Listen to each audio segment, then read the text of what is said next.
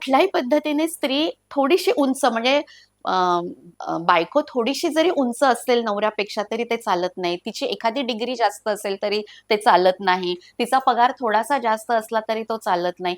म्हणजे हे सगळं जर इतकं दुय्यमच करून टाकलेलं आहे, तर मला असं वाटतं की ही जी मानसिकता आहे आणि याला पूर्णपणे धर्मसंमत आहे. म्हणजे तशाच पद्धतीचे रीतिरिवाज, कर्मठ अशा सगळ्या आपल्या रूढी परंपरा या सुद्धा त्याला खत-पाणी घालत असतात आणि आजच्या काळात आज आपण 21व्या शतकाची पण काही दशकं आपण हे केलेली आहेत.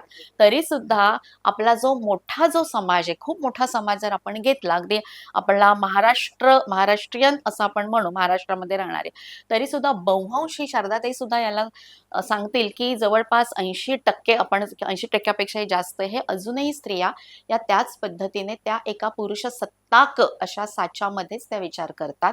जरी त्या कितीही चांगलं शिक्षण घेणाऱ्या असल्या तरी सुद्धा आणि पुन्हा जे आकलन आहे ना, की राजकारणाशी आम्हाला काही देणं घेणं नाहीये. तर हे आता आपल्या घरात घुसलेलं आहे. म्हणजे तुम्ही काय, कुठल्या पद्धतीचे कपडे घालायला पाहिजे, तुम्ही किती मुलांना जन्म दिला पाहिजे.